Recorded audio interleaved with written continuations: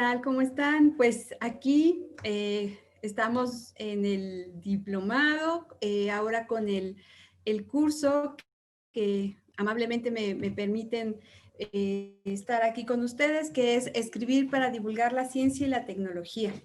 Pues yo soy Rocío Ledesma, soy la editora de la revista Conversus del Instituto Politécnico Nacional y bueno, pues muy honrada con esta invitación porque pues voy a platicarles esta tarea de escribir, ¿no? Y más bien como quitarles esta preocupación que tenemos todos, porque aunque no lo crean también de este lado, cuando estamos haciendo una edición de una revista, pues tenemos ese conflicto con la página en blanco, con cómo empiezo a escribir, cómo hago, no me doy a entender, todas estas situaciones que nos llegan a ocurrir a todos, no solamente a quienes no lo han hecho nunca. Y bueno, pues esta plática, esta pequeña presentación va a servir para esto, espero que sea así. Y bueno, pues voy a iniciar, me da mucho gusto, nuevamente les comento, estará por aquí. Y bueno, pues quisiera iniciar con esta gráfica, que a lo mejor la van a ver como muy complicada, pero miren, déjenme explicarles que es muy sencillo.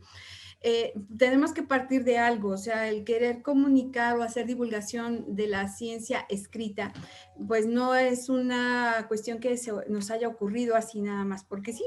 Hay un autor que se llama, bueno, se apellida Olivet, que nos hace un acercamiento muy interesante a lo que son las imágenes de la ciencia, porque uno, bueno, cuando escucha la palabra ciencia y se imagina que es algo que no nos compete, que no nos pertenece, que está alejado de nosotros.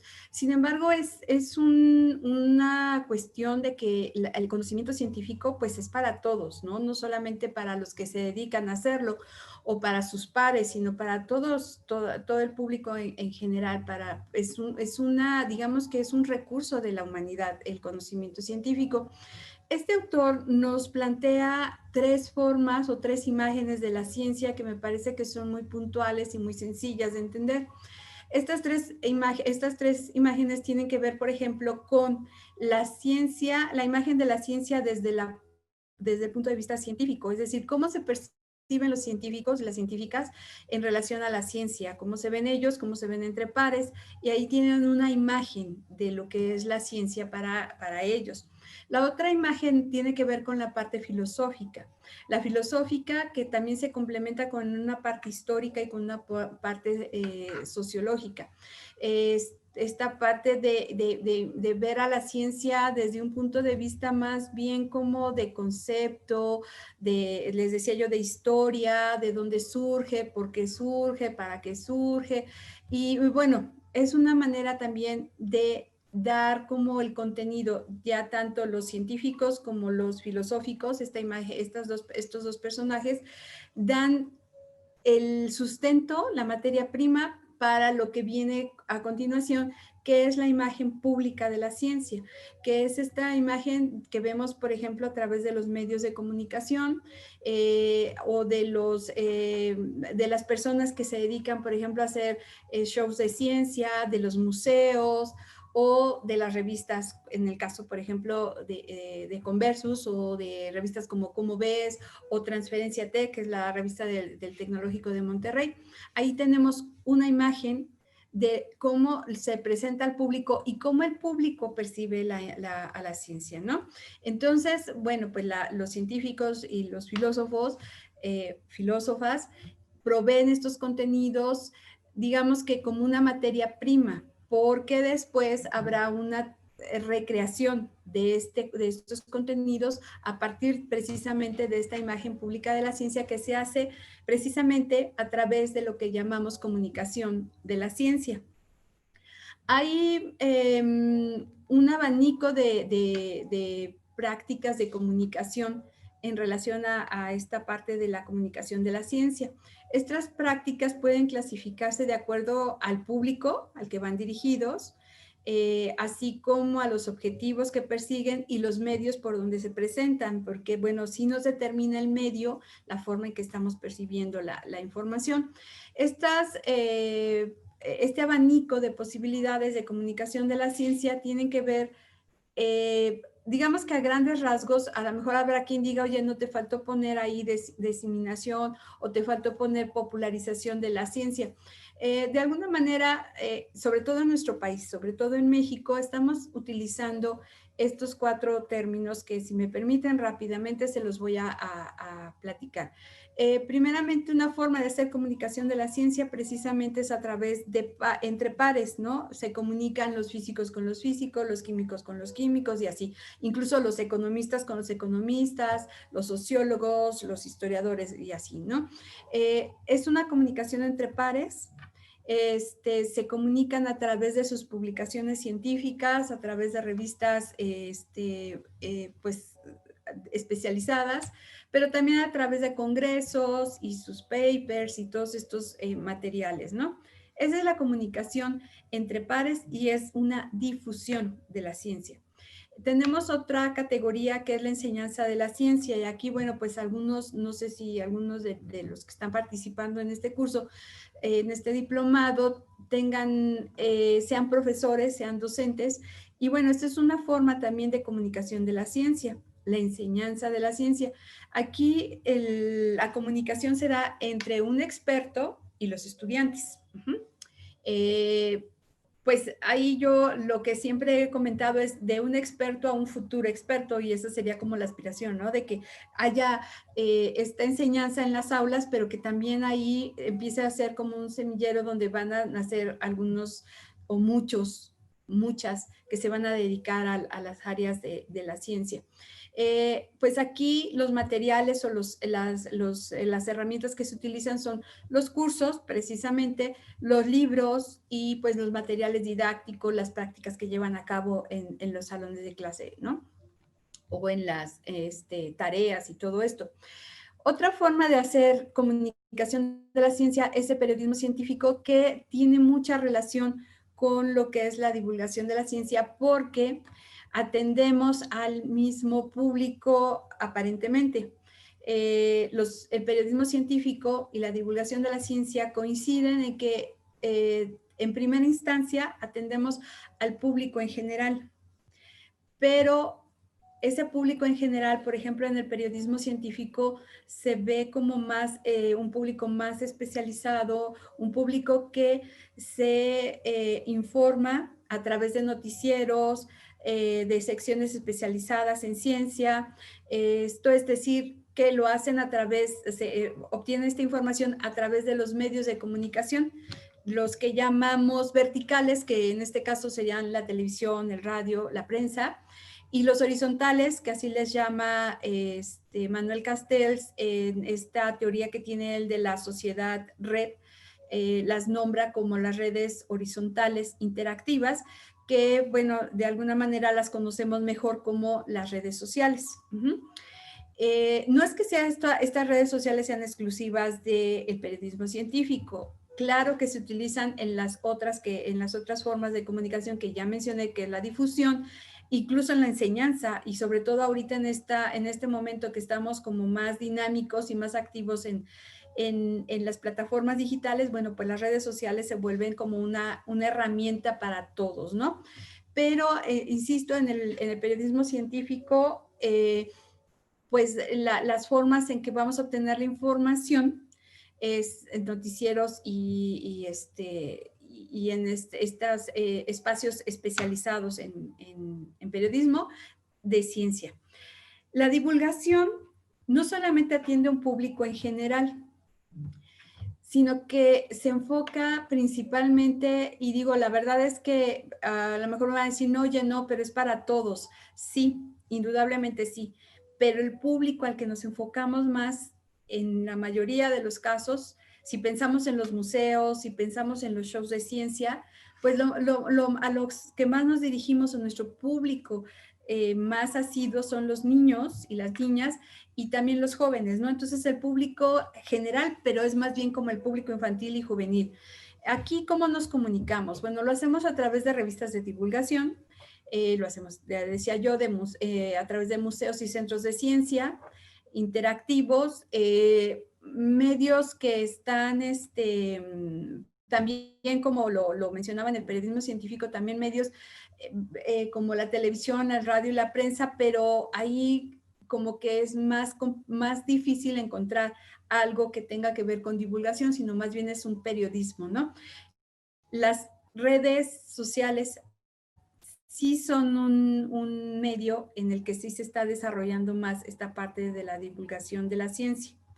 Y bueno, pues también tenemos las ferias y los shows de ciencia, ¿no? Tanto el periodismo científico como la divulgación de la ciencia tienen en común también el lenguaje. O sea, buscamos ser claros, ser precisos, ser sencillos, ayudar al público a acercarse de una manera muy gentil al conocimiento científico. No así, por ejemplo, no es que no sea gentil la difusión o la enseñanza de la ciencia, sino que es más bien ahí ocupar los términos y las formas precisas con un rigor científico muy llevado al área de conocimiento que se está trabajando, ¿no? En la divulgación y en el periodismo se exige el rigor científico, pero se busca hacerlo de una manera más accesible en el tipo de lenguaje que se utiliza. Y bueno, pues enfocándonos a la divulgación de la ciencia, que sería como nuestro punto de partida, es que, ¿qué pasa con la divulgación? ¿Qué hacemos en la divulgación de la ciencia? Y nos vamos a enfocar en esa parte. Se recrea el conocimiento científico. Se recrea porque no estamos buscando hacer adaptaciones.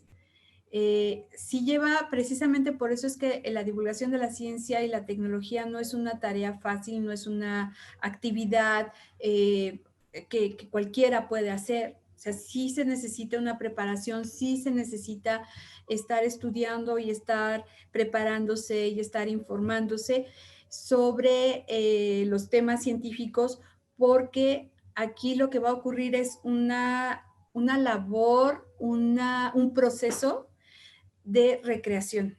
Hay que explicarlo, hay que entenderlo. Bueno, primero hay que entenderlo y luego hacer este proceso de transformar, recrear lo que se está diciendo del conocimiento científico, lo que nos quiere decir el conocimiento científico, y entonces llevarlo también a un nivel de contextualizarlo, que sea pertinente, que sea accesible, que cobre sentido en las personas que lo están escuchando o lo están leyendo, ¿no? Entonces se recrea, se contextualiza. Usamos una información que debe ser interesante y accesible para el público. Aquí va a parecer que se está haciendo reiterativo, pero bueno, es que se busca esta parte, ¿no? De que además de que estamos haciendo esta recreación tiene que llevar una contextualización. Y en este sentido, también debemos de ser pertinentes con la información. ¿Pertinentes en qué aspecto? En eso precisamente, en ser interesantes, ¿no? En lo que estamos diciendo para que podamos tener la atención del público y no se nos vaya porque dicen, no, eso que a mí no me interesa, ¿no? No es para mí. Simplemente no les interesa. Entonces lo que queremos captar es su atención. No debemos perder el rigor científico y no se debe sacrificar a expensas de querer ser tan accesibles y hacer tan sencillas las cosas como para distorsionar la información y entonces en lugar de ayudarlos a comprender, acercarlos a la ciencia, estemos alejándolos o los estemos llevando a un camino que no es, ¿no? Entonces sí es importantísimo que en esta recreación, contextualización y buscando ser interesantes y accesibles, no perdamos de vista la esencia de lo que estamos informando o que estamos comunicando, que es el conocimiento científico. Es importante en esta labor precisamente de divulgación tener como un trabajo multidisciplinario y como transversal entre varias áreas, porque, pues, digo, cuando el divulgador es una persona que se dedica a esa ciencia y la conoce perfectamente, pero además tiene un poder de comunicación muy accesible, bueno, estamos del otro lado, pero normalmente ocurre que sí hay muy buenos científicos, evidentemente muy buenas científicas, pero la parte ya de comunicar no se les da tanto. O hay comunicadores que son muy buenos para la parte de la comunicación, de recrear la ciencia, pero no tienen los conocimientos suficientes de la disciplina. Entonces, por eso es como un trabajo de dos, ¿no? Por lo menos de dos. Y bueno, también pues buscamos que la comprensión de todo esto que estamos recreando sea realmente una comprensión profunda que permite explicarle al público, acercarse, pero entonces ir como también a otro nivel. No solamente explicarles para que lo conozcan, sino que lo entiendan. Y aquí faltaría la palabra que se apropien también, ¿no? La idea es que se apropien del conocimiento científico, lo hagan suyo, lo hagan parte de su vida cotidiana, porque además entienden en este momento, ya cuando hay una comprensión de lo que es el conocimiento científico, de que forma parte de su vida cotidiana, de que forma parte de su cultura, ¿no? La ciencia es parte de la cultura de todos. Entonces, pues esta sería como la forma en que estaríamos hablando. Este sería el terreno de la divulgación de la ciencia y la tecnología de la que estaríamos partiendo. ¿Qué queremos hacer con esta divulgación? La misión y en un todo caso la aspiración es desarrollar experiencias memorables. Esto es muy importante, la parte de memorables, ahorita la vamos a retomar, pero es memorable, o sea, desarrollar experiencias memorables de comunicación que promuevan la comprensión, lo que les comentaba hace un momentito, comprendemos y nos apropiamos del conocimiento científico, una apropiación social, porque no sería solamente buscarlo en un individuo, sino que lo pudiéramos hacer en colectivo, ¿no? Que fuera una apropiación social donde nos promueva una cultura científica. Ajá.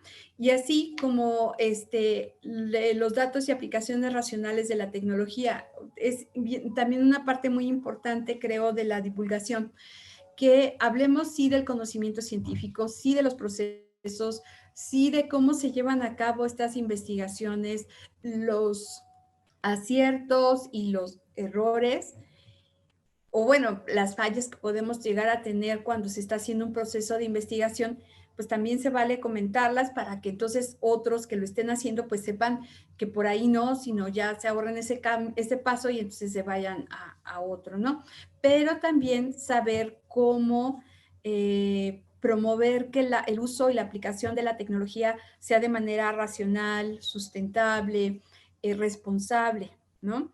Porque si bien afortunadamente en esta época de las vidas de cada uno de nosotros, la tecnología se ha vuelto pues un aliado, una herramienta muy importante, pues también es importante hacerlo de manera racional y responsable.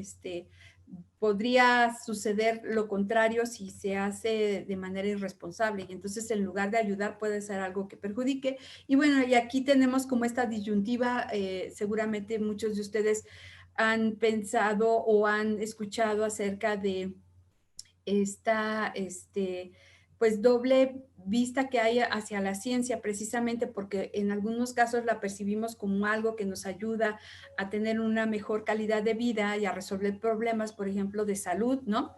Pero también está la otra contraparte que sería la de, pues sí, pero a través de la ciencia y de la tecnología es que nos hemos acabado los recursos naturales, hemos provocado todas estas, pues, consecuencias catastróficas, por ejemplo, no con las guerras mundiales y la bomba atómica y ta.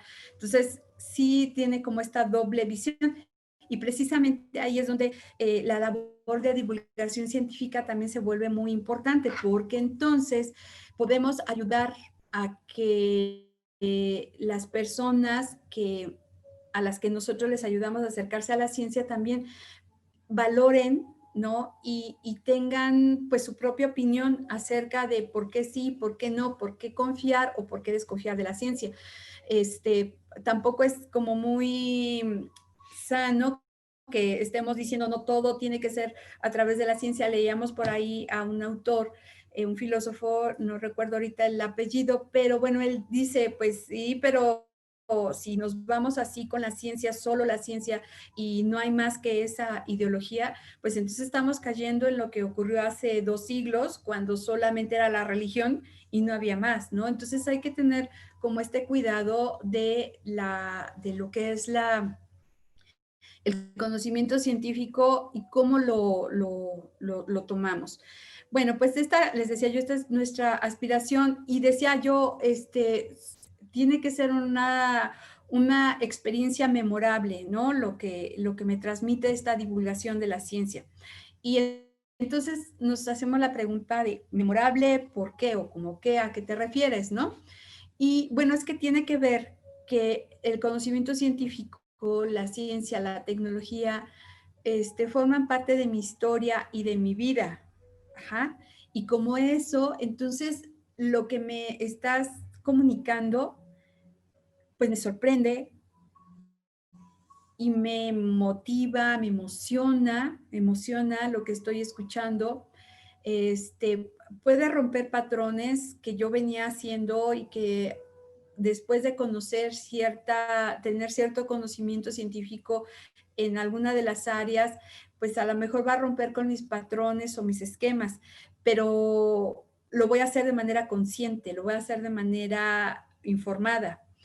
La divulgación de la ciencia, en este caso, también buscaría ser muy atractiva y eso la haría memorable en mi vida, pero también divertida, sin caer en el extremo de que pues nos vamos con la diversión y lo atractivo, con lo divertido y no le damos el sentido importante al contenido, ¿no? Hay que tener cuidado en esa parte. Sobre todo, digo, los niños y los jóvenes, si algo no les parece interesante, en 2 segundos se desvía su atención a otra cosa o a la nada, pero preferible a eso a estar escuchando algo que no les interesa o leyendo algo que no les interesa o viendo algo que no les interesa. Estamos compitiendo con muchas cosas, ¿no? Con videojuegos, con series, con las redes sociales cuando se utilizan solamente para, pues, estar, perdiendo el tiempo y pues hay que tener esta conciencia de que sí debemos buscar ser memorables con lo que estamos haciendo en cuanto a la divulgación de la ciencia. ¿Cómo se hace la divulgación de la ciencia? Lo hacemos a través, decíamos ya, de diferentes medios, pero hablemos aquí de lenguajes, que son los sistemas de significación. Yo le doy un significado a los materiales que tengo, a los contenidos que tengo. Estos sistemas de significación nos estamos refiriendo a estos lenguajes verbales. La divulgación de la ciencia se puede hacer a través de pláticas, charlas, demás. Pueden ser también el lenguaje escrito, que es al que nos vamos a enfocar. Solamente estoy haciendo como una contextualización y ubicación en donde estamos. Hay sistemas de significación audiovisuales, iconográficas, que pues son todas estas imágenes que vemos, ¿no? Señalizaciones y demás. Yo ahí ubicaría también, por ejemplo, las infografías que están ayudándonos a entender también muchísimas cosas. Las infografías son un potente medio de comunicación que afortunadamente están extendiéndose más, cada vez vemos más infografías que nos explican a golpe de vista temas que son muy complicados, pero con un esquema podemos entender mejor. Ese sería como un tema aparte de las infografías. Y bueno, también tenemos materiales interactivos. Nos vamos a enfocar en lo que es los sistemas de significación escritos. Entonces, la divulgación de la ciencia y la tecnología escrita. ¿Por qué es importante o para qué? Nosotros ubicamos en este sentido a la divulgación escrita como una divulgación vital, porque tiene una permanencia y una distribución. Cuando digo escrito, no me estoy refiriendo a una revista impresa o a un periódico impreso solamente. O sea, ya tenemos estas extensiones también en plataformas digitales, por ejemplo, pues no sé, un blog o una página web. Las mismas revistas que son impresas o eran impresas están migrando ya a una forma de presencia digital, ¿no? Pero tiene que ver precisamente que tiene una permanencia y una distribución que no se queda con una sola persona, sino que se distribuye. No solamente me refiero a que venden o compran revistas, sino que pues se puede distribuir a una población mayor precisamente con estas tecnologías digitales. Eh, Algo que me parece muy relevante a mí en la cuestión de la divulgación escrita es que se promueve un diálogo íntimo entre el escritor y el lector. Yo lo veo de esa forma porque pues cuando nos ponemos a leer un libro o una revista, pero aquí no estamos enfocando a algo de un material de divulgación y lo estoy leyendo, ahí estoy teniendo un diálogo interno, íntimo, con quien lo escribió. Me está platicando a mí, me está explicando, me está comunicando algo, ¿no? Entonces me parece que es una forma de diálogo muy íntimo. Podrían decirme, bueno, pero también cuando estoy viendo un documental o cuando estoy oyendo un podcast, puede ser, ahí hay otro tipo de diálogo, pero no sé, siento que en los medios, por ejemplo, si estoy viendo un video, allí está interviniendo, pues no sé, a lo mejor no solo lo estoy viendo yo, sino lo estamos viendo varias personas, lo estoy compartiendo con otras personas, en un podcast puede ser que sí sea una sola persona la que esté hablando, pero normalmente estamos oyendo a alguien que lo está entrevistando y el que está explicando los temas. Siento que el diálogo más íntimo es a través de esta parte de la divulgación escrita. Como todos, yo creo que todos los medios promueven la imaginación, ¿no? Nos resta un poco o mucho cuando vemos la imagen ya explícita que nos muestran. Pero, por ejemplo, la radio y cuando estoy leyendo algo, de inmediato mi mente refiere a una imagen que tiene que ver con mi experiencia, con todo lo que yo tengo de antecedente de la vida, del contexto, incluso de mi forma de sentir en ese momento, cómo me siento, ¿no? No es lo mismo, incluso a la hora del día, no es lo mismo que yo esté leyendo algo a las 5 de la mañana, a mediodía o en la noche, que ya haya comido, que no haya comido, que me haya enojado con la novia, con el novio, con mi mamá o con mi papá, con los hijos.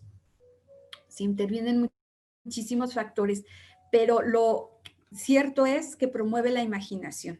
Y incluso en el periodo de tiempo en que yo lea algo, también va a cambiar mi imagen, mi imaginación de lo que estoy yo leyendo, ¿no?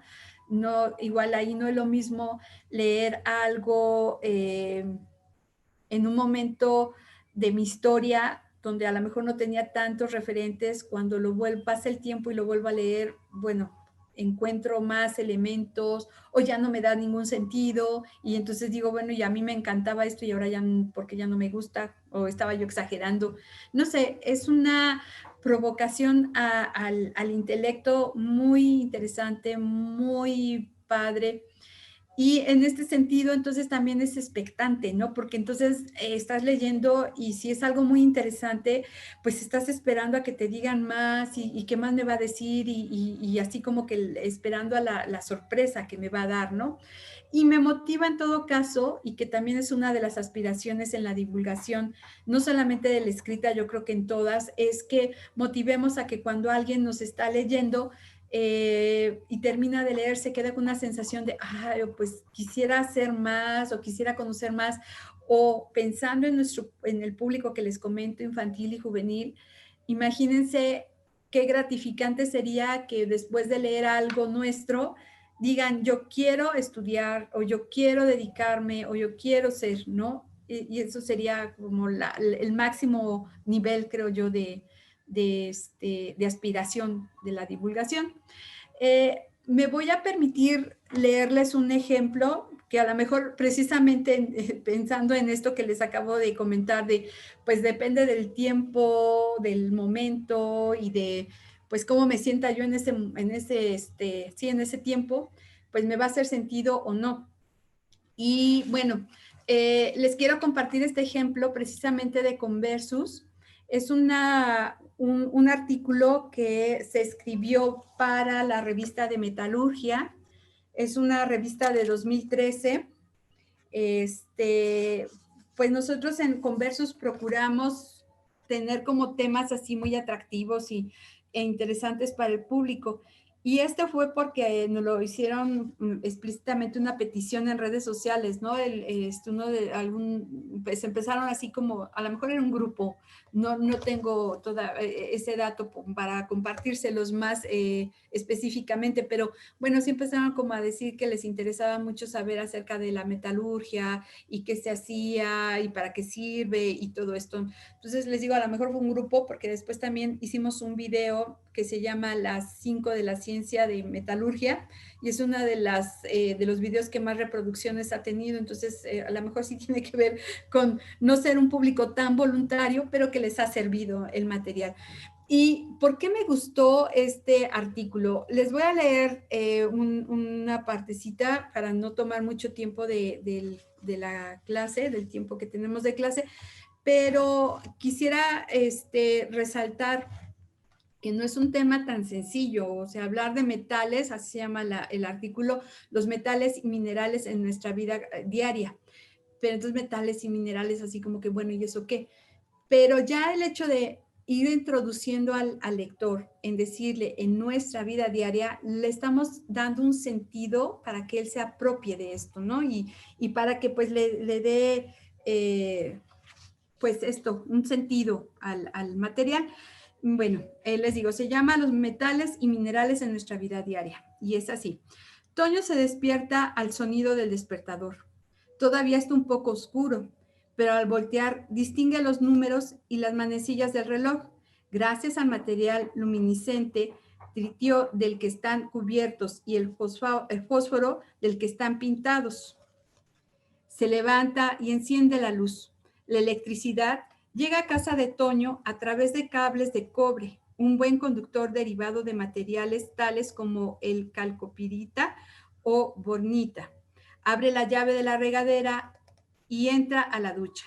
El agua llega al baño por tuberías de acero galvanizado, cubierto con zinc derivado del mineral esfalerita.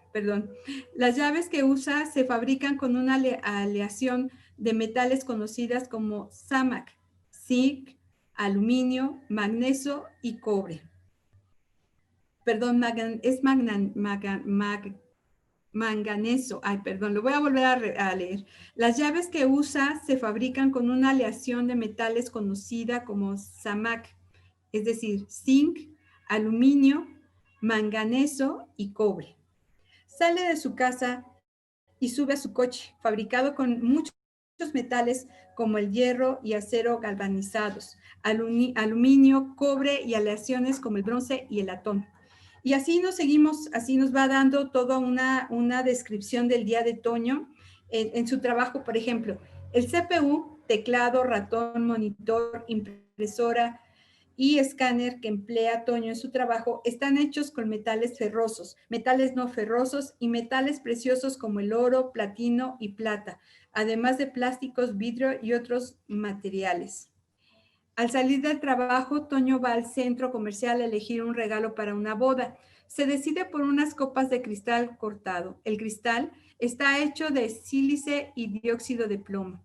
Sale de la tienda y observa los aparadores con los anuncios luminosos. Todos contienen metales y diferentes materiales extraídos de los minerales, como la fluorita, que sirve para los anuncios luminosos. Ya en su hogar, después de la cena, ve un partido de fútbol transmitido a control remoto vía satélite, en el que se empleó berilio, cesio y rubidio para su fabricación. El monitor de su televisor a color, que utiliza óxido de neodimio, cerio, itrio, herbio y praseodimio. Presta atención al noticiero donde se anuncia la puesta en órbita de un satélite realizada por un cohete cuyos componentes contienen litio y tantalio, entre otros minerales. No cabe duda que los minerales y los metales están presentes en toda nuestra vida. Y bueno, esta descripción que hace la autora precisamente es, bueno, en este momento no sé si todavía esté allí, pero era la coordinadora del Museo de los Metales en Medmex, Peñoles, en Durango, y pues es la maestra Cristina Matouk. Yo creo que es un ejercicio muy interesante porque aunque no conozcamos todos los metales y todos los materiales así con precisión, digo, ni siquiera los estaba yo pronunciando adecuadamente, discúlpenme por favor, nos dice de qué están hechas las cosas que son muy cercanas a nuestra vida, ¿no? A lo que diario tenemos en nuestras manos o que diario estamos usando y que no sabemos finalmente o no hacemos conciencia de qué están hechos. Entonces, este ejercicio que hizo la maestra me parece muy interesante. Digo, luego pues lo complementamos un poco mucho con el diseño del artículo y creo que funcionó bastante bien porque, bueno, sí, les digo, fue una de las revistas que más nos solicitaron y se acabó en un 2x3. Y bueno, a través de este ejemplo, ¿qué características podríamos encontrar? Y bueno, ¿por qué se los elegí? Perdónenme, yo no fui clara cuando lo leí por los nombres de los metales, discúlpenme, pero bueno, me parece que es un artículo que tiene claridad, es interesante, pues la sorpresa de estar oyendo todos los metales, ¿no? Que están a nuestro alrededor y que no los encontramos. Apasionante. La verdad es que cuando lo leí yo la primera vez, dije, wow, ¿qué es esto? Qué bárbara. Me encanta. Fui feliz. Me hizo muy feliz como editora este artículo. Y yo quisiera que así fueran todos los artículos, pero bueno, cada uno tiene su estilo y eso ya lo vamos a ver más adelante. Pero es esta situación, que lo que estemos leyendo al terminar la lectura nos deje una sensación placentera de haber entendido y querer saber más, ¿no?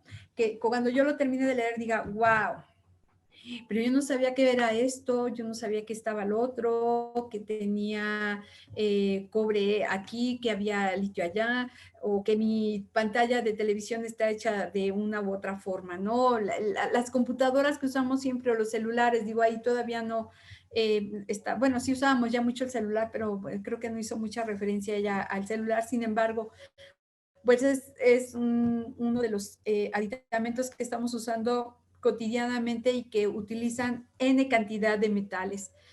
Entonces, bueno, a ver, quiero escribir y cómo empiezo, qué hago, ¿no? ¿Cómo empiezo a escribir? Algunas consideraciones que yo les quisiera hacer. Primero, cuando escribimos historias y o contenidos sobre ciencia, estamos compitiendo con un sinfín de otras historias, ya lo comentaba hace un ratito, no somos nada más nosotros, obviamente hay mucha más información y hay otros medios y hay obviamente tantos escritores como quieran pensarlo, y por eso es que debemos tener esta consideración, pero que no nos desmotive, sino más bien es tenerlo presente, no creer que yo soy el único y que nadie más va a hablar del tema. O sea, necesitamos estar conscientes de esa situación. El conocimiento científico, por otro lado, es inagotable y hay tantos temas como científicos en el mundo y mucho más. O sea, hay infinidad de temas. Uno dice, ay, no, bueno, pues todos quieren hablar de los hoyos negros, ¿no? O todos quieren hablar de las mujeres en la ciencia. Afortunadamente ya se está poniendo muy en contexto esta parte de las mujeres científicas y me da mucho gusto. Pues hay mucha información más allá de todo esto que les estoy comentando. O sea, sí habría que estar escogiendo nuestro tema, pues a lo mejor considerando en que no sea un tema que estén tocando tanto, pero que sea de interés y que sea importante. Ahora bien, algo muy importante, así como hay infinidad de temas, pues también son muchos los públicos y también muchas las audiencias y lectores que vamos a tener. Entonces es importante considerar a quién nos va a leer, ¿no? Y Por otro lado, que a veces esto se deja de lado y uno empieza a escribir y hace sus materiales y sus contenidos, sus escritos, sus artículos, y luego ya dice, bueno, luego ya lo mando a la revista y pues ya que me lo acepten, y luego pues resulta que la revista, la editora, es una mujer muy mala, como yo, que no te los acepta, pero no es maldad, no es que no los quieras aceptar, sino que no cumplen con los lineamientos de lineamientos editoriales. Normalmente, y aquí pues quisiera yo comentarles eso, normalmente las revistas tienen o tenemos un apartado en nuestras páginas web o en las revistas mismas donde están los lineamientos para los autores. Y entonces, por lo menos esos lineamientos se tendrían que cumplir, ¿no? En el caso de Conversos, por ejemplo, es muy sencillo. Los artículos no deben de rebasar las 3/4 o los 5,000 caracteres. Deben de estar en letra Arial, tipografía 12, interlineado 1.5. Digo, ya cuando llega una solicitud de alguien que manda un artículo amablemente, digo, yo siempre los agradezco porque, bueno, pues ya que te tomen en cuenta y te tengan la confianza para poder publicar o querer publicar contigo su material, su bebé, ¿no? Su artículo, pues es muy loable. Pero abro el artículo y lo primero que me encuentro es así todo una cosa cerrada de texto, sin interlineado, con una letra chiquitita y páginas, pues digo, es que este es el reporte técnico y perdón, pero para divulgación no funciona, ¿no? Entonces, digo, una de las consideraciones que yo sí les recomendaría tener al principio o tener muy presente desde el principio es precisamente la política editorial del medio. Y entonces, algunas de las acciones que yo les recomendaría también es elegir un tema, como ya les comentaba, elegir un tema mejor si es de nuestro interés, porque entonces si yo lo conozco, yo puedo transmitirlo, puedo desarrollarlo, puedo adaptarlo y perdón, y puedo recrearlo, no solo adaptarlo, sino también recrearlo, porque sé cómo hacerlo, ¿no? O sé por dónde buscar información, tengo los contactos para que me den ¿cómo se llama? Me den referencias, me platiquen sobre el tema, ¿no? También es importante definir los elementos de originalidad. Si es un tema que ya están hablando todos, porque bueno, también tenemos que tomar en cuenta coyunturas, ¿no? Entonces, si estamos muy cerca del día, no sé, voy a poner un ejemplo muy sencillo, del día del Mundial del Elefante, pues yo también quiero participar y yo quiero escribir algo sobre eso. Bueno, está muy bien, pero entonces hay que buscar, hacer un sondeo rápido o si se puede, pues así como muy preciso, de lo que ya se ha escrito, de lo que ya se ha dicho de ese día y de la especie de los elefantes. Y entonces, ¿qué aporte le puedo dar yo? ¿Qué puedo hacer para que lo que yo escriba sea original y entonces, pues sí sea llamativo y tenga un impacto más importante, ¿no? Saber a qué público va a ir dirigido nuestro escrito. No puede escribir igual por ejemplo, este artículo, si lo leyera alguien de posgrado, pues dirían, ay, ¿qué es eso? ¿No? Y sobre todo del área de química. Pero pues yo creo que funciona bastante bien, incluso para un chiquito de primaria de 6º año, para chicos de secundaria, incluso medianamente ya ahí como que está rozando en el no ser tan de interés, pero podría todavía funcionar con chicos de nivel medio superior, ¿no? Con chicos como de 15 años, hasta ahí. Pero sí tienes que tomar en cuenta tu público. Y entonces, con base en eso, también será tu estilo y tu tipo de lenguaje que estés utilizando. Asimismo, bueno, ya les decía yo, respetar los lineamientos editoriales, ¿no? Donde van a publicar, entonces revisar los espacios de las revistas a donde me gustaría escribir y ver cuáles son esos lineamientos para, pues, por lo menos empezar con el pie derecho en ese sentido. Las cualidades, ya lo hemos estado hablando a lo largo de la charla, pero bueno, vamos a ser un poco más enfáticos y más dirigidos en esta parte de las cualidades de un texto de divulgación. Debe ser claro y preciso. Hay que ser muy sencillos en la forma en que escribimos, porque muchas veces queremos pues usar palabras muy rebuscadas o frases igual rebuscadas o copiar estilos que pues ni siquiera puedo adaptar bien porque no es mi estilo. Y bueno, terminamos en no darnos a entender y pues que empiecen a leer el primer renglón y ya digan, ay, no entiendo nada y se vayan, ¿no? La divulgación no son tratados de filosofía o de sociología o de política, es una forma de acercar el conocimiento científico al público. Entonces, es bien importante ser claros y precisos. Pero aquí tampoco debemos dejar de ser creativos. Y entonces sí, buscar cómo, pues esta originalidad, creo que en la parte de creatividad tiene que ver esta cuestión de la originalidad. Eh, Estar bien estructurado nuestro artículo, debe contar una historia normalmente es muy sencillo entenderla como pues tiene un principio, un desarrollo, tiene como una parte de clímax, donde digamos que vamos a la parte más importante de lo que quiero decir y voy a una conclusión. El bien estructurado también se refiere a que inicio una idea y la termino, ¿no? No la dejo inconclusa, la voy terminando. Pues estaría muy interesante que se pudiera sorprender al lector, ¿no? Cuando está leyendo y que encuentre estos momentos de sorpresa, ¿no? Que lo sorprendamos con lo que estamos escribiendo. Se buscaría en la medida de lo posible, porque esto nos llevaría al nivel de una significación del contenido muy importante para el lector, que pudiéramos sensibilizarlo y crear conciencia con lo que le estamos comentando, ¿no? Con esta aspiración de que además ahora ya después de leer busque más información y entonces sea consciente de lo que se está diciendo, conozca y pues digo yo siempre esta cuestión de si conoces, cuidas y te cuidas, ¿no? Valoras lo que está a tu alrededor y te valoras a ti mismo también, como ser humano me refiero.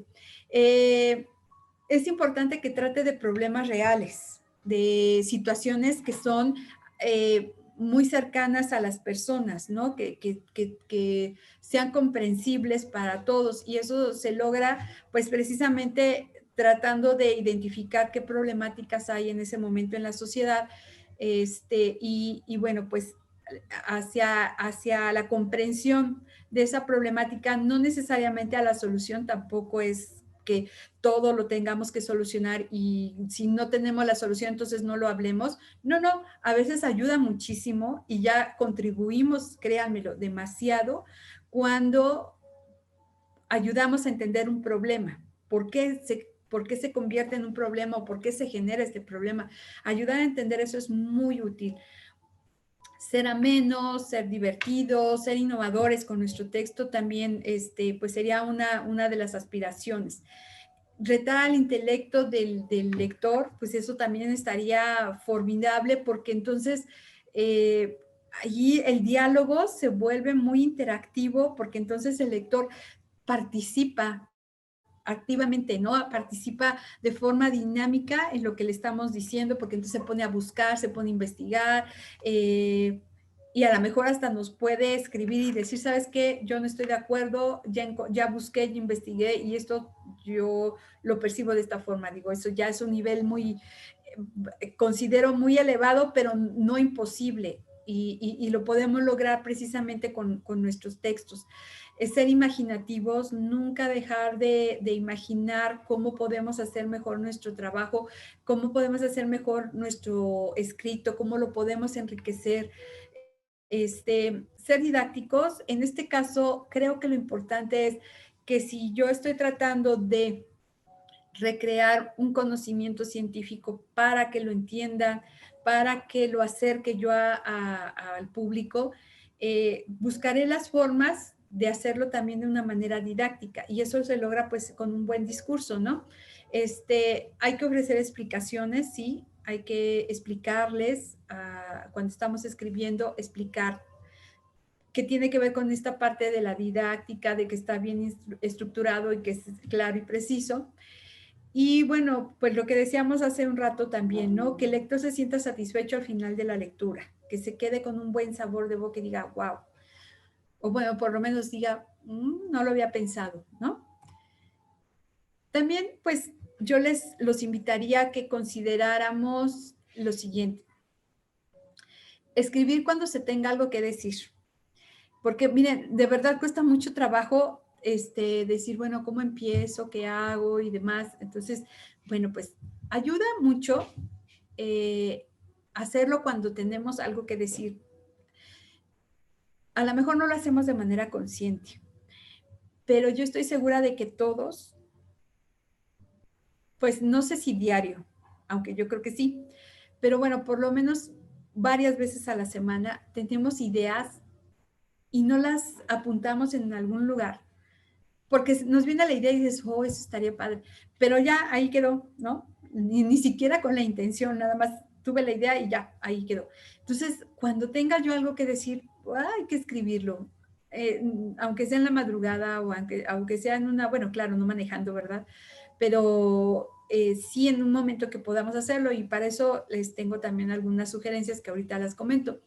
Eh, También considerar que procurar no llenar espacios solo por llenar, ¿no? O sea, de repente ya le damos vuelta y vuelta y vuelta y vuelta a lo mismo, a la misma idea y no.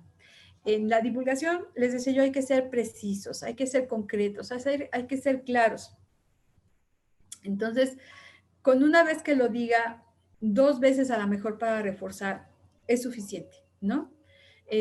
La idea es buscar aportar y no llenar espacios por llenar. Y bueno, pues aquí esto lo voy a comentar aquí, se los voy a volver a comentar más adelante. La única forma de escribir es escribiendo.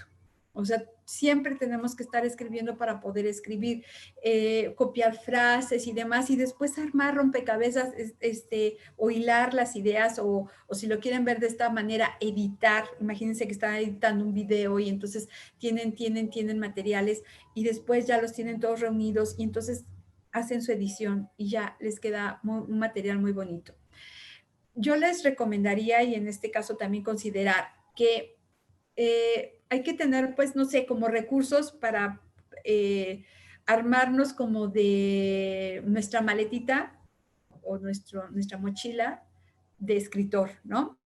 Y entonces nuestra mochila de escritor tendría algunos elementos como una libreta pequeñita con un lápiz si quieren, no le pasa nada y no les mancha la bolsa o no se tira la tinta y eso, con un lápiz pequeñito para apuntar las ideas que lleguen de manera espontánea. Les digo, es que a todos nos pasa, de verdad, así como hagan conciencia y fíjense, ¿cuántas veces al día tienen una idea así como, wow, eso, pero pues ¿a dónde lo apuntaste? No lo apuntaste y después dices, ya, yo me acuerdo que había pensado en algo, pero ya no me acuerdo qué, ¿no? Entonces hay que escribir nuestras ideas, sobre todo cuando tenemos como, a ver, pensemos en esto, tenemos el encargo de escribir un artículo y entonces nos piden el tema específico. No tuvimos el chance de escoger nosotros el tema, nos dicen de qué tenemos que escribir.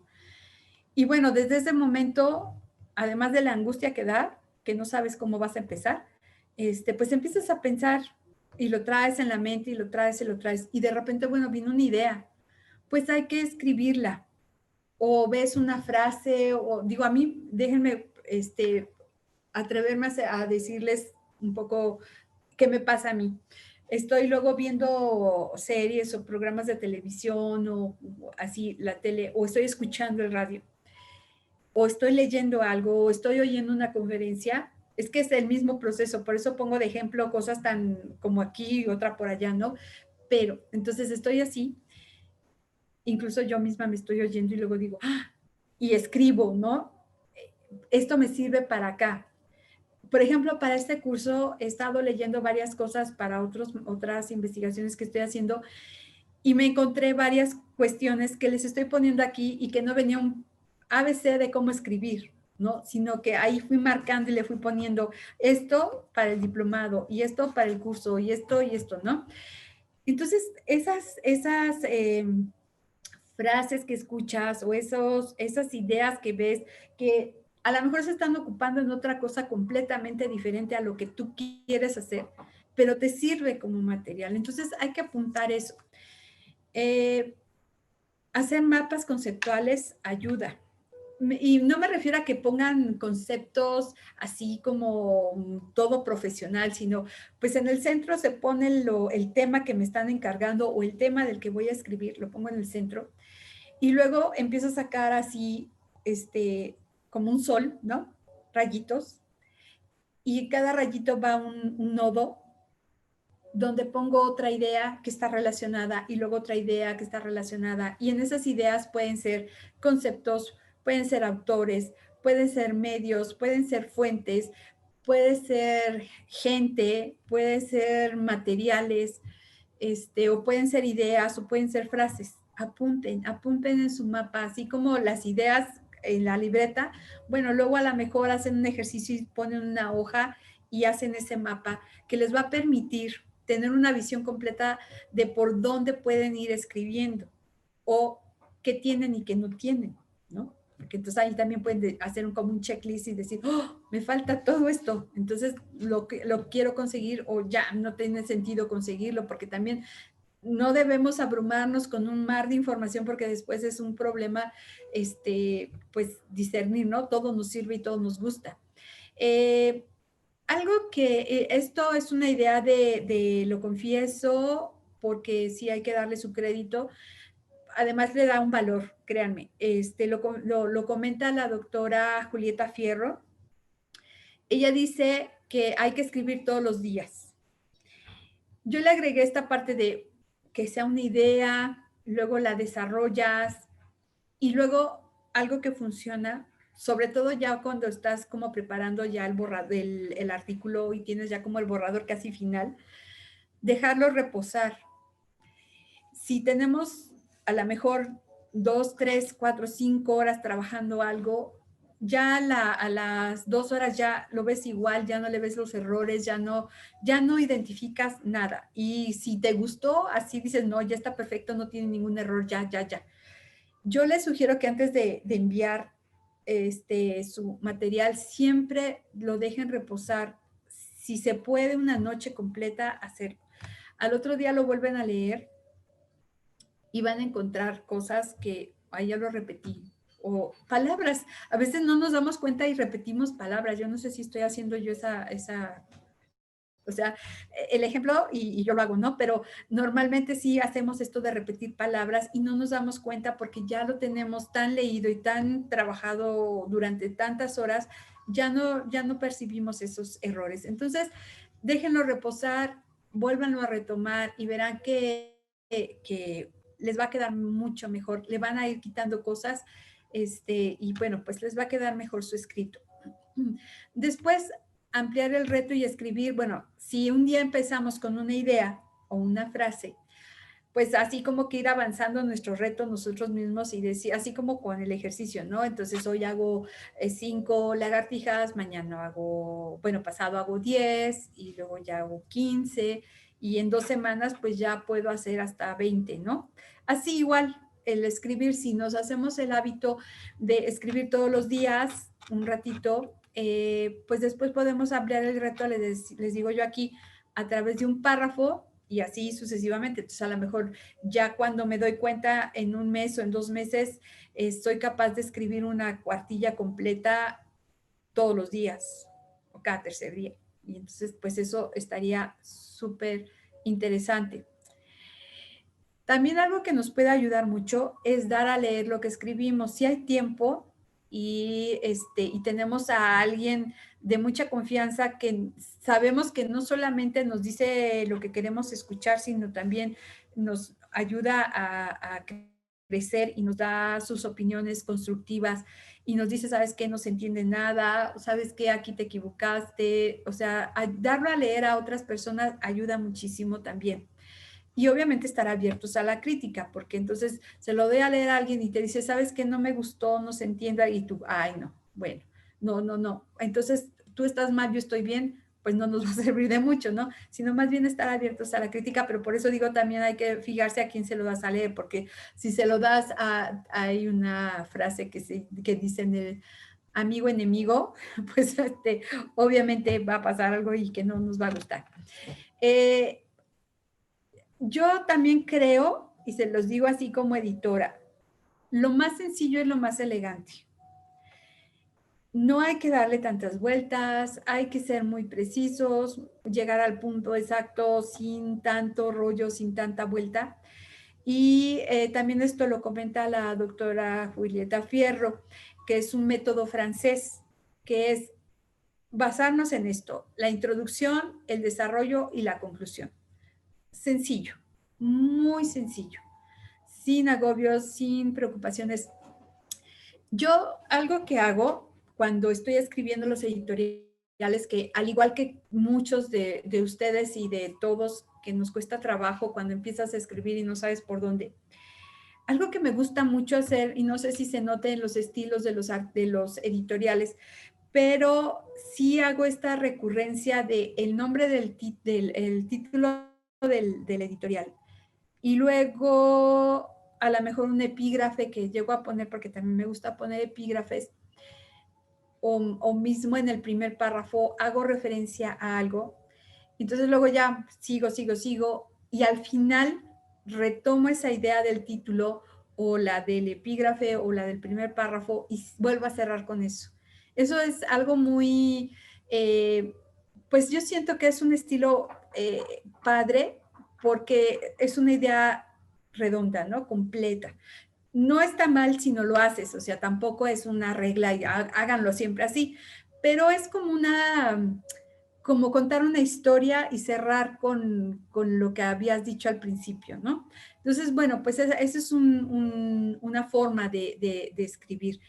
Eh, Obviamente en una editorial se puede porque no es tan largo, porque es una cuartilla nada más, una página, y entonces casi tengo, recién leí lo del el principio y cierras y pues me queda claro. Cuando es algo más largo, cuando es algo más denso, pues a lo mejor ese recurso no es tan sencillo. Ahí lo que habría que hacer es irlo retomando como en diferentes momentos del escrito para poder cerrar al final con esto, ¿no? Pero bueno, pues es una forma. Hay muchos estilos como formas de pensar y como gustos de la gente, ¿no? Entonces, bueno, a mí me gusta hacerlo de esa forma. A veces sale y a veces no, también eso he de decirlo, o sea, no siempre lo hago porque no siempre me queda, no siempre me sale, pues, pero puede funcionar. Ahora bien, bien importante para poder escribir algo, salvo que seas, insisto, como el experto en el tema y seas muy buen divulgador y sepas cómo escribir, y entonces a lo mejor este curso ni tiene ningún sentido contigo, pero sí es importante para poder hacer un escrito, recabar información de diferentes fuentes, de diferentes medios, leer artículos relacionados, o sea, toda esta parte del estado de la cuestión, pues sí sería muy útil tomarla en consideración para poder hacer tus escritos, porque pues escuchas, ves, lees lo que ya se ha dicho sobre el tema, que era algo que comentábamos al inicio, ¿no? Entonces, pues veo que están haciendo los demás, cómo se está dando a conocer el tema, y entonces, ¿por dónde voy a irme yo para ser original, para ser atractivo y no ser repetitivo? Eh, También es importante elegir un autor que nos guste y leerlo con frecuencia, autor o autora, porque puede ser nuestra fuente de inspiración, porque puede ser nuestro maestro sin saberlo. Es decir, pues lo leo o la leo y digo, oh, esto me gusta cómo lo dice, y pues no es que le copies, pero porque no, obviamente esto tiene que ver también con tu esencia, de la práctica, de la facilidad que tengas y sobre todo del entrenamiento que estés llevando a cabo por ti mismo. Esto de escribir todos los días, yo les aseguro que en algún taller que hicimos sobre cómo escribir artículos de divulgación, yo les pido normalmente a las personas que escriban un párrafo donde se describan a sí mismas en el minuto 1 del curso, ¿no? Del taller. Al tercer día lo leen nuevamente y les pido que hagan corrección si es que necesitan hacerla y agreguen un párrafo más. En la última sesión que tenemos, lo retoman y pues ya, que hagan su trabajo de una cuartilla, si quieren corregir o si ya nada más quieren sumar algo más que faltó decirlo. Y créanme, es un cambio importante e interesante. O sea, ellos mismos o ellas y ellas mismas se dan cuenta de que, aunque sean cuestiones que a lo mejor me van a decir, bueno, pero pues eso es como lógico, eso pues realmente no entiendo que tiene de novedad. El punto es que a veces las cosas que parecen tan obvias las obviamos y entonces ya no las tomamos en cuenta y las olvidamos y no, pues no nos detenemos en ellas, ¿no? Entonces, elegir a un autor que nos gusta nos puede ayudar a orientarnos y decir, oh, por ejemplo, una palabra, ¿no? A veces una palabra hace más sentido que usarla que cotidianamente se utiliza. Ahí, además de ver a estos autores, yo también les recomiendo que cuando tengan una palabra que se les está repitiendo muchísimo, pues busquen los sinónimos, pero no solamente vean el sinónimo como tal, sino vean los significados del sinónimo, ¿no? ¿A qué se refiere? ¿Cuál es su significado, su definición? Y ver, entonces, a lo mejor encuentro uno más preciso, precisamente para lo que yo estoy escribiendo, ¿no? Eh, bueno, además de elegir este autor, les decía yo, hay que observar por qué nos gusta y hacer como este checklist, ¿no? Entonces, es claro, es preciso, cómo se refiere, cómo le habla al lector, ver qué es lo que me gusta y entonces a lo mejor eso es lo que yo voy a tomar para poder yo escribir hacer mis escritos. Conocer su historia del autor también ayuda porque me da un contexto y entonces le da sentido a esa persona que me está gustando cómo escribe y digo, ah, con razón. Pues su historia de vida tiene que ver con la forma en que se expresa o con la forma en que se dirige al lector. Y bueno, y además también pues leer otros autores. Elijo mi predilecto, ¿no? Elijo el que me gusta, pero pues voy leyendo a otros y de alguna manera pues vas haciendo comparaciones y dices, ah, bueno, este es más rudo, este es más directo, a este le gusta dar muchas vueltas, este me aporta, este no me aporta, ¿por qué me gusta, por qué no me gusta, ¿no? Entonces, todo eso nos va dando elementos para ver cómo me voy yo formando, ¿no? Y vaya yo formando y desarrollando mis habilidades también. Elegir nuestra mejor hora para escribir. La doctora Julieta Fierro comenta que ella sugiere que se escriba en las primeras horas del día y que se le dedique tiempo a eso. Precisamente el consejo que ella da de escribir todos los días, ella sugiere que se haga por la mañana. Lo primero que se haga en la vida es eso, ¿no? Hace poco tuvimos la oportunidad de escuchar una charla con dos escritoras en el contexto de La Noche de las Estrellas.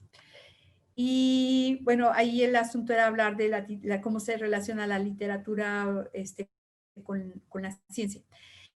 Y yo les pregunté que cómo era su día a día, ¿no? Cómo era un día en su vida, para poder concretar o concretamente para saber a qué hora escriben.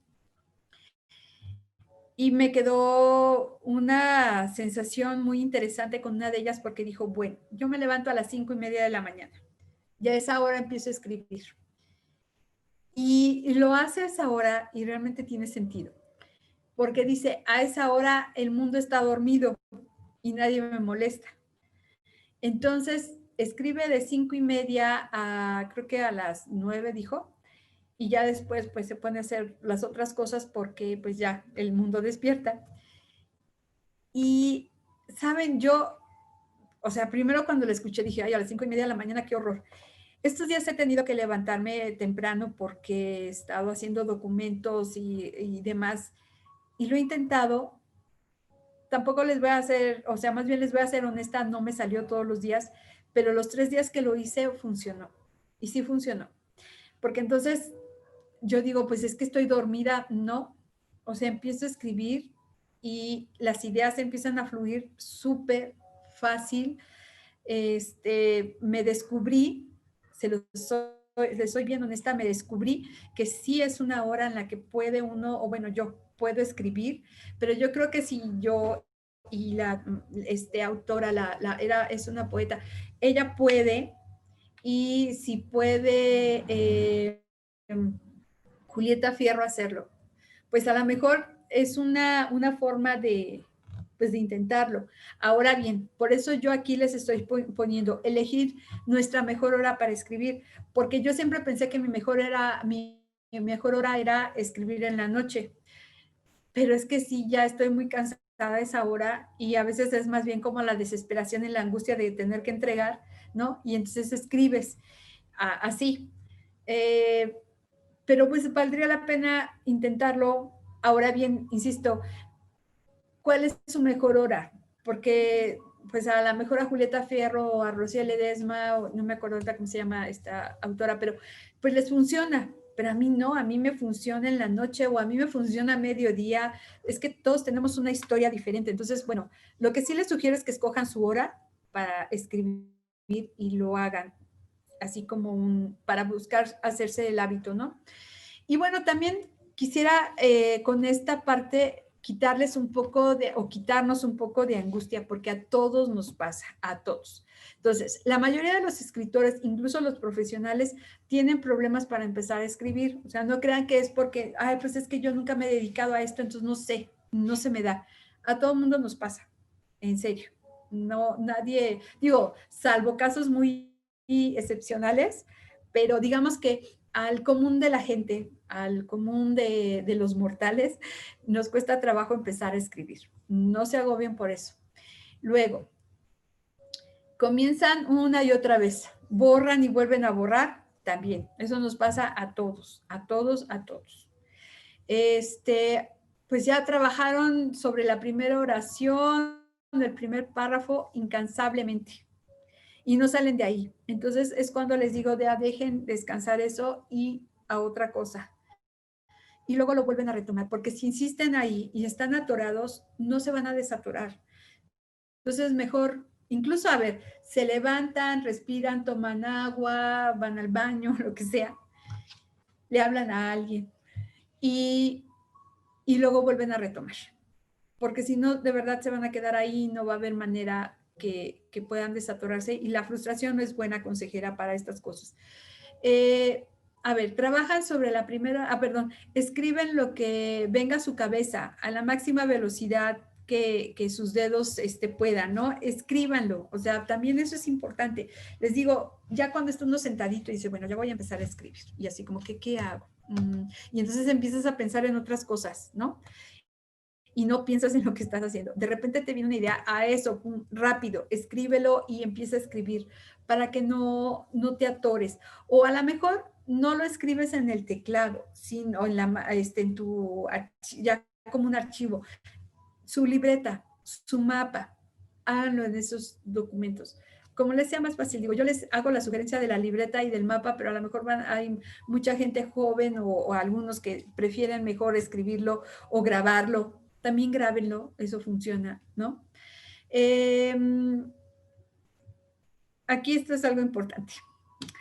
No debemos sentirnos mal si esa oración que tanto nos costó construir, ¿no? La idea genial llegó, le diste vueltas, le escribiste, dejas reposar el texto o ya cuando terminaste y empiezas a leer, dices, ah, eso no va ahí, de eso no queda. Pero me costó mucho trabajo. Pues no se preocupen, porque a lo mejor vamos a tener que desaparecerla. Pero hay que hacerlo. O sea, si no funciona en el texto, aunque me haya costado mucho trabajo o aunque sea mi frase favorita del texto, pero no tiene ningún sentido en el texto, hay que quitarla. Y no se agobien, no se pongan tristes, así es esto, lo importante es hacer tu texto, lo importante es hacer tu artículo. Y bueno, pues en el camino va a haber estos tropiezos, entonces no se agobien, no, de verdad no se sientan mal. Hay otra cuestión. A todos nos pasa, solo nos daremos cuenta de cuán pocas o muchas ideas tenemos en realidad si las escribimos, ¿no? Si las colocamos una al lado de otra y luego las comparamos, porque entonces nos vamos a dar cuenta, y casi siempre pasa eso, que estamos repitiendo, que lo digo de una forma y luego lo digo de otra, pero es lo mismo, nada más que uso diferentes palabras. Entonces, pues también eso nos va a ayudar, ponerlo en blanco y negro, escribir las ideas y ver dónde estoy repitiendo, y a lo mejor es la misma idea, una repetida 10 veces. Entonces escogemos una para que esta quede. También nos pasa a todos que se tarde lo que se tarde, vale la pena hacer una edición cuidadosa. Es preferible, de verdad se los comento, digo, la verdad es que a mí me pasa frecuentemente pues tener la presión del tiempo porque ya hay que entregar la revista y porque pues a mí me toca escribir la editorial y demás. Y a veces pues sí, con el agobio y con la presión, de repente no cuida uno los materiales, pero vale la pena dedicarle un tiempo. Y sí, pues, el tiempo que se tome, pero hay que hacerlo lo mejor que se puede.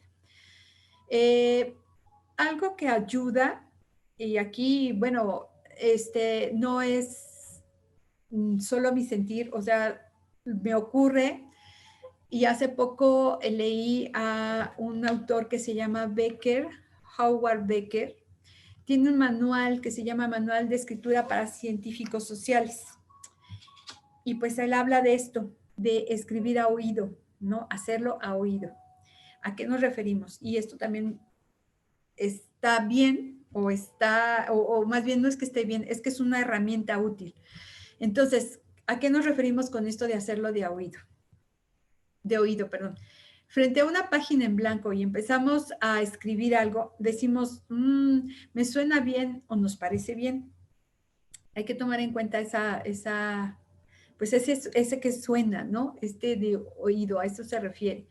Cuando lo dejas descansar y lo retomas, lo primero que haces es leerlo. Entonces puede llegar el suena mejor de esta manera. Ajá.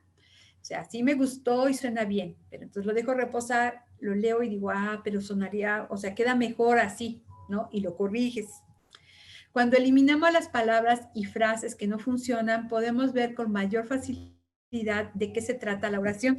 Porque les digo, es que muchas veces le damos vuelta y vuelta y vuelta, y entonces cuando quitamos todo eso que no se oye bien, nos damos cuenta de que la oración que queda al final es la adecuada y ya nos damos a entender. Confiar en nuestra intuición también es importante. Digo, aquí van a decir eso que tiene de conocimiento científico, de base científica, pero sí, o sea, el confiar en nuestra intuición de si va por ahí, les va a funcionar. Hay que escuchar nuestro sentir. Digo, esto de la intuición, y que también tiene que ver con la parte creativa, no es algo que sea espontáneo, mágico o milagroso de ninguna manera. O sea, esto se logra después de tiempo de preparación, de tiempo de leer, de tiempo de consultar, de tiempo de escuchar, de observar, de irte preparando. Y entonces cuando tú, es como sembrar, ¿no? Vas sembrando, vas sembrando, vas sembrando. Y de repente ya te hace sentido algo, intuyes que va por ahí, porque ya cuando volteas tu tierra está súper abonada, sembrada, y hasta con flores o con frutos ya puedes cosechar. Esa intuición es una cosecha, esa creatividad que te surge es una cosecha de lo que ya has ido sembrando, de lo que has ido preparándote en el camino. No es algo espontáneo, ¿eh? No crean que es algo, me refiero a que, sí, confía en la magia que se aparece en tu vida. No, sino en esa intuición que ya tiene el poder de darte esta seguridad de que puede ser por ahí porque ya te has ido preparando, porque ya has ido, insisto, observando, haciendo muchas cosas, ¿no? Abonando a ti mismo. Lo que decíamos, de darlo a leer a otros, pues también tiene referencia aquí, porque cómo les suena a ellos, ¿no? Lo que estamos escribiendo. Y bueno, también desarrollamos nuestro gusto e instinto no solo a partir de la lectura, porque también la lectura es muy importante, sino también de lo que nos dicen los que nos leen, ¿no? ¿Qué opinan ellos de todo esto? ya estamos por terminar y bueno, quisiera yo como darles algunas sugerencias, algunas estrategias útiles para lo que van a escribir o lo que quieran escribir. Estrategias, consideraciones, acciones que yo quisiera poderles transmitir que se tomen en cuenta, ¿no? Una de ellas es el uso de metáforas, analogías y comparaciones, ¿sí? Pero hay que ser cuidadosos porque a veces por este afán de poner la metáfora o la analogía o la comparación que no tiene nada que ver con lo que se está diciendo, entonces hay que tener cuidado porque podemos cambiar el sentido y el contenido, la esencia de lo que se quiere decir. Hay que ser cuidadosos. O sea, sí se valen estos recursos y son, pues, como les leía yo el artículo de los metales, ¿no?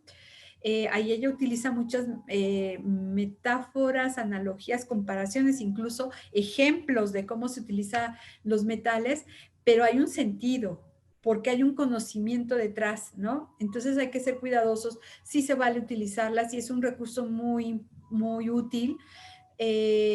Nos lleva a un nivel incluso a veces ya de quien lo maneja súper bien, a un nivel literario muy bonito, pero entonces aquí también pues cuidamos el rigor científico, la metáfora, la analogía, la comparación, el ejemplo, todo esto va acompañado y de la mano y nunca se suelta del rigor científico. No, digo, aquí pues hay una como disyuntiva en este sentido de, pues, aunque se arriesgue un poquito el rigor científico, yo creo que al revés, o sea, aunque se arriesgue un poquito el ser claros, pero no dejar entredicho algo que es importante, porque finalmente, miren, no solamente en la divulgación de la ciencia estamos alfabetizando al público, porque podría pensarse de esa manera, ¿eh? Podrías decir, bueno, pues lo que estamos haciendo es hacer una alfabetización, porque les damos los conceptos, porque les damos la teoría, porque les enseñamos o los acercamos a todos estos conocimientos científicos. Pues es que no es eso nada más. O sea, sí estamos haciendo una democratización de la ciencia en el sentido de que el conocimiento no le pertenece a nadie más que a la humanidad. Es decir, en realidad no es que a nadie, sino a todos, nos pertenece a todos, ¿no? Pero sí es importante que cuidemos que ese rigor científico no se pierda, porque si no, en lugar de ayudar, estamos desviando y entonces esto ya se está convirtiendo como en una, pues no sería pseudociencia como tal, pero sí porque no estamos informando adecuadamente, ¿no? O divulgando adecuadamente. La parte de no tergiversar, para no tergiversar, hay que saber, esto no es que pues tú sepas todo, pero entonces por eso preguntas a los expertos, por eso te informas, por eso, este, pues entrevistas, pero sobre todo esto, ¿no? Preguntas al que sabe o a los que saben. Y a lo mejor también ahí habría que ponerlo como en contexto. Eh, por ejemplo, en la parte del tema de la astronomía. Eh, Nosotros tenemos una sección en la revista que se llama Zona PLE, que significa la zona del planetario Luis Enrique Erro. Pero no nada más es esa parte, o sea, normalmente hay quien, a los chicos, que es el público al que nos dirigimos, les encanta la astronomía. Digo, es una de las áreas, una de las disciplinas del conocimiento que más apasionan a todos. Ahí sí a todos, a chicos, a grandes, a mamás, papás, abuelitos, a todo el mundo nos gusta la astronomía, nos gusta saber qué ocurre en el cielo y por qué la luna sí, o por qué las constelaciones y ahora los hoyos negros y todo esto, ¿no? Pero yo, bueno, no soy conocedora de esos temas como una profesional, sin embargo, sí, cuando llego a leer algunos artículos, digo, ah, esto no me, o sea, no le entiendo, no sé qué está diciendo, pero además creo que no va por ahí. Entonces, de inmediato, pues me acerco con mis compañeros del planetario, sobre todo con el astrónomo de cabecera de ahí del planetario, ya le pregunto y ya él me dice, no, bueno, mira, sí es eso, pero tienes razón, no se entiende, habría que buscarle otra forma y demás. Entonces, no duden en preguntar, es bien importante, es como cuando estás en la escuela, ¿no? Y que por pena no preguntas, aquí es horrible, o sea, es terrible, es un error pésimo no preguntar, porque entonces lo que va a ocurrir es que lo que escribas no va a tener rigor científico. Ajá, entonces hay que preguntar. Eh, Descubrir nuestras fortalezas. A lo mejor como van a decir, bueno, yo apenas voy a empezar a escribir, pero a lo mejor no nos hemos descubierto todo eso que tenemos dentro, que, como les digo, que ya venimos como sembrando desde hace tiempo y que no lo hemos todavía visto florecer, pero porque nos hace falta a lo mejor un poquito más de agua, un poquito más de luz, y entonces, pues, el proceso se va a dar. Entonces, poco a poco, cuando vayan empezando a escribir, o quienes ya se dedican a esto, pero pues igual quieren como perfeccionarlo, descubran esas fortalezas que tienen, descúbranse y véanse como esos escritores o escritoras que son y confíen en esas fortalezas y valga la redundancia, fortalezcanlas, ¿no? Para que y tiene que ver con lo que sigue, para que puedan desarrollar con mucha confianza su propio estilo. Cada uno tenemos una forma de escribir, como cada uno tenemos una forma de ser, igual va a ser nuestra forma de escribir, cada uno tendrá su estilo. Entonces, pues con confianza hay que desarrollar ese estilo. ¿Y cómo lo desarrollo? Pues escribiendo. ¿Y cómo puedo escribir? Pues escribiendo. Entonces es lo mismo, ¿no? Hay que leer para afinar nuestro estilo, leer, escuchar, ayuda a escuchar. Les digo, hay que estar como muy atentos a lo que ocurre a nuestro alrededor. Hay que escuchar y escribir, escribir y escribir. O sea, es un hábito la escritura. Sí es un hábito y ese hábito no se desarrolla si no lo practicamos, si no lo hacemos cotidianamente, porque pues, digo, es como cualquier hábito, pero además, pues si nos interesa esta parte de la escritura, necesitamos ponerlo en práctica, necesitamos estar ahí para, para mejorarlo, para enriquecerlo. La lectura es importantísima también, nos va guiando, incluso alguien, a lo mejor me faltó hacer una lámina donde yo les pudiera decir, se ve feo, como el oído. Y entonces el se ve feo es cuando está mal escrita una palabra, cuando hay una incoherencia, cuando los signos de puntuación no son adecuados. Y eso lo logramos cuando leemos, porque al estar leyendo vamos acostumbrando a nuestros ojos y a nuestra mente, a nuestro cerebro, a identificar palabras, a identificar, les digo, acentos, letras que no están correctamente escritas.